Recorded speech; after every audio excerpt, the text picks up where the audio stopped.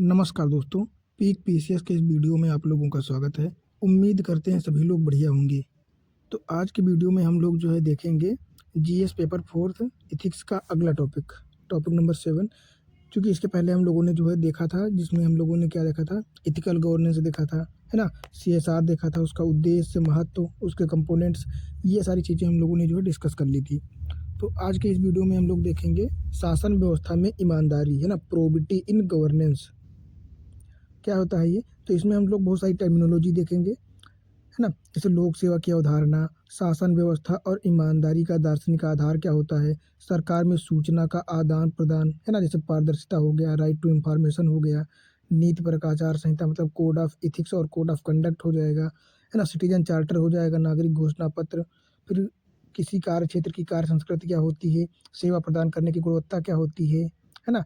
लोक निधि आयोग, लोक निधि का मतलब उपयोग करना है, किस प्रकार करना है, उसका किसी प्रकार कदाचार न होने पाए, है ना। भ्रष्टाचार की चुनौतियाँ क्या-क्या होती हैं, फिर उनके समाधान क्या होते हैं। तो इतने सारे कॉन्सेप्ट जो हैं हम लोग इस टॉपिक में पढ़ेंगे। तो स्टार्ट करते हैं। सबसे पहले अपना क्या है, शासन व्यवस्था में जो है ईमानदारी, है ना। तो इसके लिए महात्मा गांधी ने क्या कहा है कि संसाधन या साधन व साध्य दोनों की पवित्रता होनी चाहिए, है ना। ऐसा नहीं है कि अगर आपका कोई रिजल्ट जो है अच्छा है, तो इसका मतलब उसके जो रिजल्ट तक पहुंचने के लिए जो साधन प्रयोग करे गए हैं, है ना, वो भी पवित्र होंगे, तभी आपका जो है रिजल्ट पवित्र माना जाएगा या सही माना जाएगा, है ना। मान लो आप कोई मान लो आप किसी पद पे पहुंच गए हो, ठीक है। तो अगर उसके लिए आपने सही से मेहनत की है, बिना किसी धांधली के, बिना किसी भ्रष्टाचार के, फिर वहाँ पे पहुँचे हो, तब तो ठीक है, तब तुम्हारा साधन और साध्य दोनों ठीक है। पर अगर आपने किसी प्रकार की धांधली की है, भ्रष्टाचार किया है, या घूसखोरी के माध्यम से आप पहुँचे हैं किसी पद पर या कहीं पे, तो इसका मतलब होगा तुम्हारा, तो मतलब इसका ये होगा कि साधन भी गलत है और साध्य तो वैसे भी गलत हो जाएगा, है ना, चूँकि बिना मेहनत के वहाँ तक पहुँचे हो। तो इनका मतलब कहने का ये है कि आपको अपने परिणाम तक पहुँचने के लिए, और आपका परिणाम पवित्र या सही या सकारात्मक तभी माना जाएगा जब आपने उसके लिए जो एफर्ट लगाए हैं, जो मेहनत की है, वो भी सकारात्मक है और बिना किसी भी प्रकार के असमानता के थ्रू पहुंची है ना। अगर बात करें शासन व्यवस्था में ईमानदारी की परिभाषा की, तो शासन व्यवस्था में ईमानदारी से तात्पर्य होता है कि हमको हमारे संवैधानिक मूल्य, है ना, संवैधानिक जो मूल्य हैं उनके नियमों कानूनों के अनुसार तटस्थता, पारदर्शिता व जवाबदेहिता के साथ कार्य करना जो है शासन में ईमानदारी कहलाता है ना। तो क्या है कि शासन व्यवस्था में जो है संवैधानिक मूल्यों, नियमों, कानूनों के अनुसार तटस्थता, पारदर्शिता और जवाबदेहिता। तटस्थता का मतलब ये होता है कि आप अगर किसी पद पे हैं, तो आप अपने पद पर जो है तटस्थ रूप से एक न्यायिक व्यक्ति के रूप में कार्य करना है आपको। ऐसा नहीं है कि एक तरफ आपका भाई है, मान लो जान परिचय वाला, ठीक है, और सामने वाला कोई अननोन पर्सन है, तो अगर निर्णय एक्चुअल में आपके भाई की तरफ जा रहा है, तब तो ठीक है उसका पक्षपात करना, उसके पक्ष में निर्णय देना। पर अगर निर्णय मतलब अपोजिट पार्टी में जा रहा है, तो अपना भाई समझ के ऐसा नहीं करना कि निर्णय को पलट के जो है अपने भाई के पक्ष में दे देना, है ना। तो अपने तटस्थ रहना अपने पद पर। और पारदर्शिता का मतलब होता है कि आप अगर कोई काम कर रहे हो, उसमें किसी प्रकार का रोड मैप है या कोई भी चीज़ है ना, तो किस प्रकार से संसाधनों का प्रयोग किया है आपने, किस प्रकार से जो है फंडिंग का यूज किया है, तो ये सारी चीज़ें जो है आपको, मतलब ये ऐसा नहीं कि छिपाना है, इनको प्रदर्शित करना है ताकि आम जनता को आप पे विश्वास हो सके, है ना, कि आपने सही कार्य किया है। और जवाबदेहिता का मतलब यही होता है कि अगर आपके पास कोई पावर है, मान लो आप डीएम हो किसी डिस्ट्रिक्ट के, ठीक है, तो आपके पावर बहुत सारी पावर होती है। तो आपके पास पावर होती है, तो वहाँ का आपके पास निरंकुशता भी आ सकती है, और उसीलिए जो है निरंकुशता या जो है आपको तानाशाह बनने से रोकने के लिए एक जवाबदेहिता नाम का शब्द होता है ना। ये आपको जो है जवाबदेह बनाता है कि अगर आपको पावर दी गई है, तो आपको मिसयूज नहीं करना है इनको, है ना। और अगर आप किसी प्रकार से इसका गलत प्रयोग करते भी हो, तो उसका आपको जवाब देना पड़ेगा, या फिर आपको अपने पद से तुरंत हटा दिया जाएगा, है ना। तो ये सारी चीज़ें हैं, ये सारे आपको शासन में ईमानदारी बनाए रखने के लिए ये सारे क्या हैं, ये सारे टूल्स हो जाते हैं, साधन हो जाते हैं एक प्रकार से, है ना। अन्य की बात करें अगर, तो शासन व्यवस्था में ईमानदारी के और कौन कौन से कंपोनेंट से, कौन कौन से जो है मूल्य हैं, तो एक तो हो जाएगा गोपनीयता, है ना, कुछ चीज़ें ऐसी होती हैं जो गोपनीय रखी जाती हैं। दूसरा प्रभावी नियम व कानून होते हैं, है ना, जिनको लागू करके आपको समानता और जो है सब विशेषाधिकार, बिना विथाउट बिना विशेषाधिकार जो है राज्य का निर्माण करना है। दूसरा तटस्थता हो जाएगा, है ना, कुशल व दक्ष शासन, न्याय निष्ठा आपको होना है, सत्यनिष्ठ, कर्मठता, जवाबदेहिता, और सत्यता और पारदर्शिता, इतने मूल्य जो हैं ये शासन व्यवस्था में ईमानदारी को बढ़ावा देते हैं या एक दूसरे से रिलेटेड हैं, है ना। फिर यहाँ पे क्या लिखा गया है कि मैक्स वेबर के अनुसार जो है लोक सेवा व नौकरशाही की संकल्पना व उसकी विशेषताएं कौन कौन सी हैं।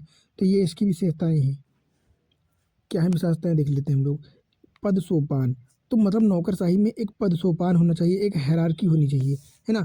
जैसे हायरार्की का मतलब कि सबसे ऊपर या सुप्रीम कौन होगा, फिर उसके नीचे सेकंड नंबर पे कौन आएगा, फिर उसके नीचे कौन होगा, फिर उसके नीचे कौन होगा। तो इससे एक जवाबदेही बनी रहती है ना, कि सबसे नीचे वाला इनके लिए जवाबदेह रहेगा, इनके ऊपर ये है, इनका पद है तो इनके लिए ये रहेंगे, इनके ऊपर ये रहेंगे, है ना।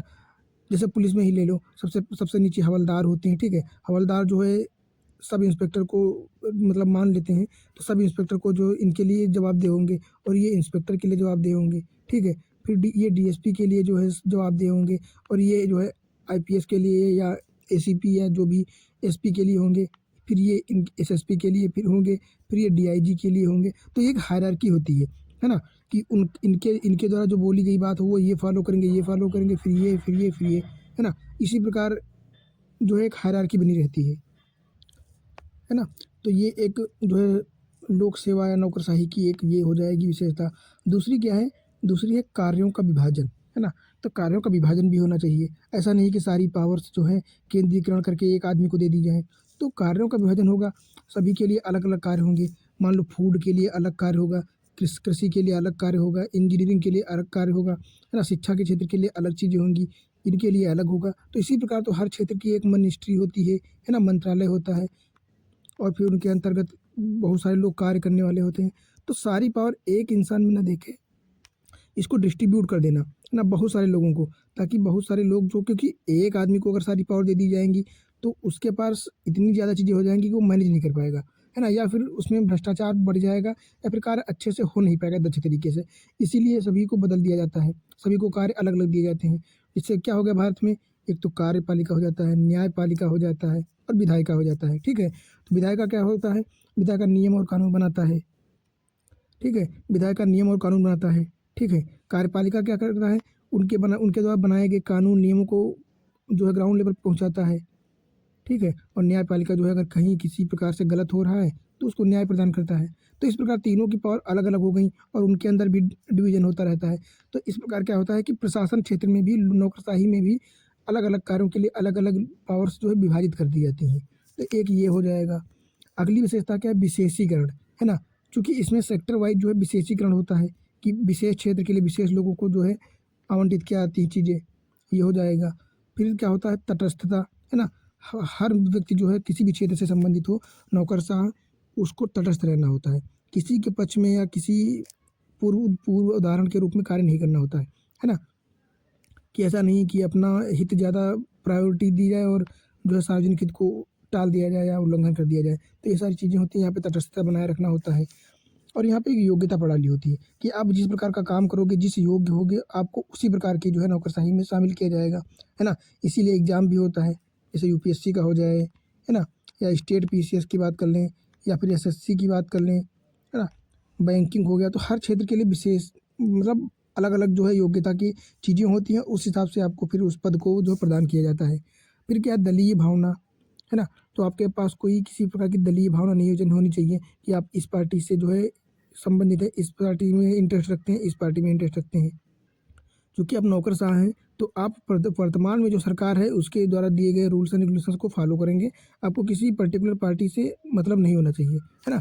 हालांकि अपने आंतरिक रूप से हो सकता है, उससे मतलब नहीं है, पर मतलब शो ऑफ वाला सिस्टम नहीं होना चाहिए। दूसरा, नियमों के अनुसार कार्य करना, है ना। तो आपको अपने सबसे पहले क्या है, आपको अपने संविधान और उसके द्वारा बनाए गए नियम और कानून, उसके अनुसार ही कार्य करना है। किसी भी प्रकार से किसी भी स्थिति में जो है इनसे भटकना नहीं है। फिर भी होता है गोपनीयता, क्योंकि कुछ चीज़ें होती हैं, कुछ योजनाएं होती हैं जो भी मतलब उनके लिए रोड मैप तैयार किया जा रहा है, तो उनके लिए गोपनीयता बनाए रखना भी एक बहुत ही इंपॉर्टेंट विशेषता है इसकी, है ना। तो पारदर्शिता बिल्कुल ज़रूरी है, पर कुछ चीज़ों के लिए पारदर्शिता तक पहुँचने के लिए जो है कुछ चीज़ों को गोपनीय जरूर रखना होता है। तो ये सारी चीज़ें होती हैं और ये विशेषताएं हो जाएंगी नौकरशाही की, है ना।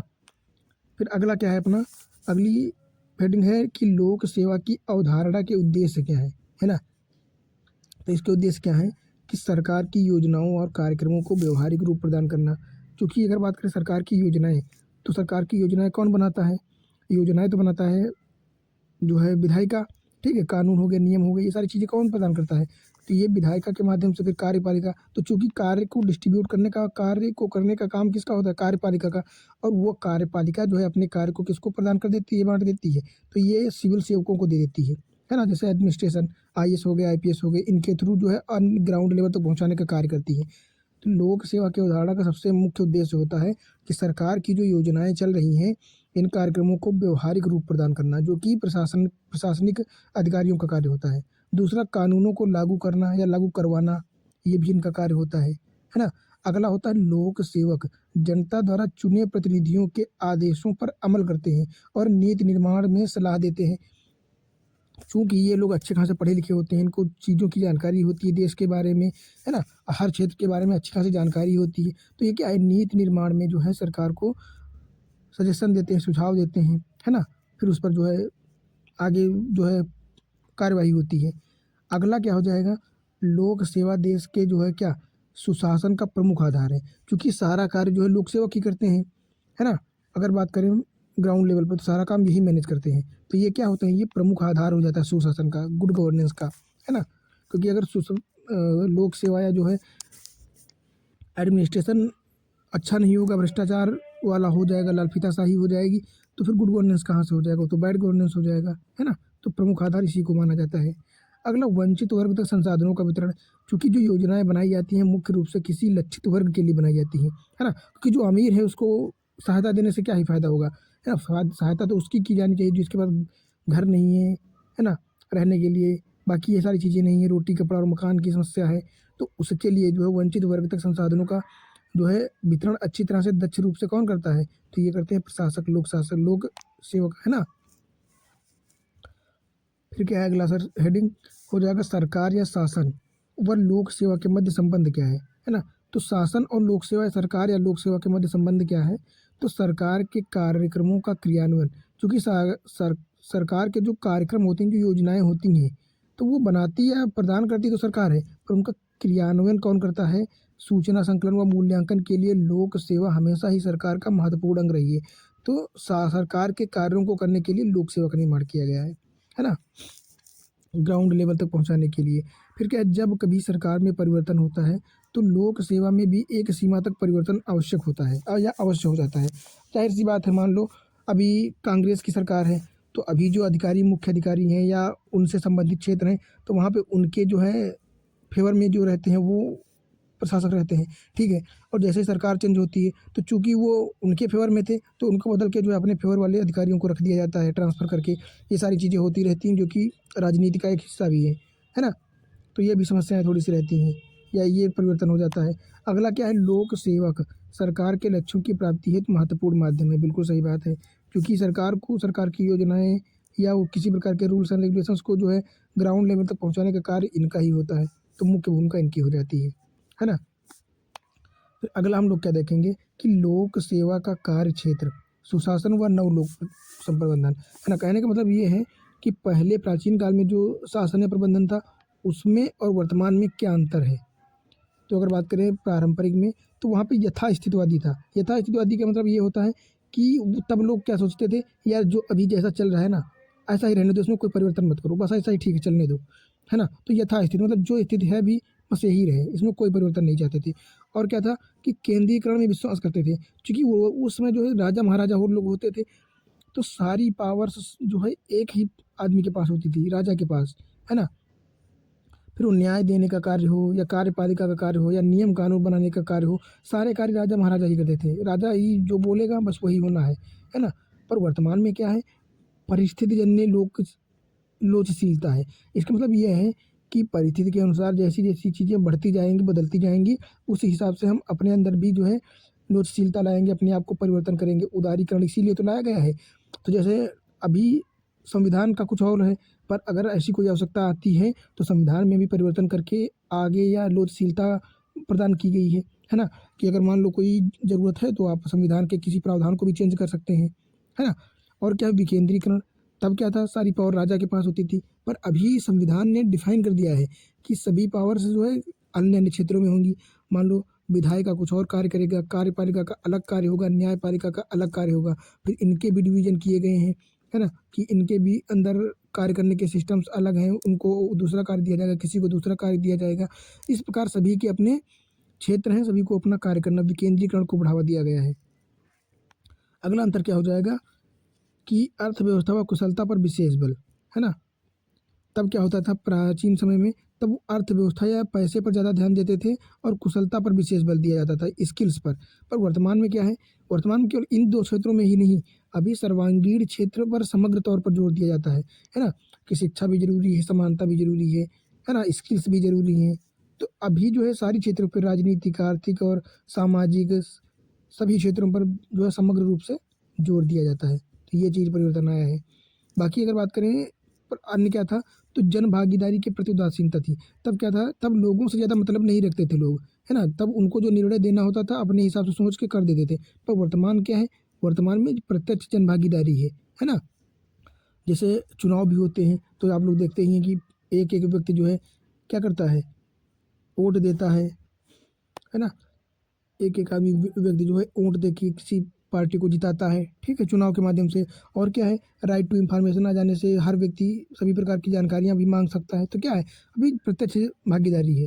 अगला क्या हो जाएगा, तब क्या था, तब क्षेत्रीकरण व कठोर प्रशासन था, है ना। तब कठोर प्रशासन था कि जनता के प्रति कोई ध्यान नहीं दिया जाता था। अभी क्या है, सहयोगात्मक प्रशासन है ना। एक दूसरे के जो सारे पार्ट एक दूसरे की सहायता करेंगे। सरकार की सहायता करने के लिए जनता भी कभी भी सहयोग करेगी, है ना, तभी तो आगे चीज़ें बढ़ पाएंगी। बाकी आज बात करें तो पहले क्या था, परिणाम रहित। तब परिणाम की कोई दिक्कत नहीं होती थी, मतलब परिणाम का कोई टेंशन नहीं लिया जाता था। पर अभी क्या है, परिणाम उन्मुखता। अभी जो कार्य करना है उसका परिणाम अगर नहीं मिलेगा तो कार्य करने से क्या फ़ायदा है। तो अभी कार्य करने से पहले देख लिया था कि आपको परिणाम उसका क्या मिलने वाला है। तो ये सारी चीज़ें हैं। आगे बात करें तो क्या हो जाएगा, कार्यों तक सीमित थे तब लोग क्या थे, तब कार्यों तक ही सीमित थे। अब क्या है, कार्यों के प्रति प्रतिबद्धता है, जब तक सफल नहीं हो जाएंगे तब तक कार्य करते रहेंगे, है ना। तब परिवर्तन के विरोधी थे लोग, लिखा है ना यथास्थितिवादी, जैसा है वैसा रहने दो। तब परिवर्तन नहीं चाहते थे लोग। अब क्या है, अब उदारीकरण को बढ़ावा दिया गया है। तो क्या है, परिवर्तनशील व गत्यात्मक, आवश्यकता अनुसार इसको चेंज करते रहो, लोचशीलता बढ़ाई गई इसमें, है ना। अगला क्या हो जाए, प्रबंधन दक्षता निम्न थी। तब क्या था, तब प्रबंधन करने की क्षमताएं उतनी ज़्यादा नहीं थी जितनी कि अभी है। अभी प्रबंधन की क्षमता बहुत ज़्यादा हो चुकी है, बढ़िया है ना। तो ये सारी चीज़ें हैं। सुशासन व जो है पारंपरिक लोक प्रशासन और विकास परक लोक प्रशासन में जो है ये अंतर है ना। अभी क्या है देखो, अभी बहुत सारे क्षेत्र बन गए हैं। संसद अलग है, सरकार अलग है, न्यायपालिका अलग है, स्थानीय शासन हो गया, निजी प्रशासन, लोक सिविल समाज, ये सारे पार्ट्स बन गए हैं। विकेंद्रीकरण को बहुत ज़्यादा बढ़ावा दे दिया गया है ना। तो ये सारी चीज़ें हैं। तो बाकी आगे क्या हो जाएगा कि शासन व्यवस्था और ईमानदारी का दार्शनिक आधार क्या है। तो ये हम लोग जो है देखेंगे अगले वीडियो में या अगले टॉपिक में, है ना। यहाँ तक हम लोगों ने देख लिया है। बाकी यहाँ तक अगर आपको कोई दिक्कत हो या किसी प्रकार का टेंशन हो, समझ में ना आए, तो आप लोग कमेंट में पूछ सकते हैं या कमेंट में जो है दे सकते हैं। बाकी मिलते हैं अगली वीडियो में, और वीडियो देखने के लिए आप लोगों को बहुत बहुत धन्यवाद। बाकी लाइक करना चाहें तो कर सकते हैं वीडियो को, और सब्सक्राइब भी कर सकते हैं चैनल को, तथा शेयर करना चाहें तो ये भी कर सकते हैं।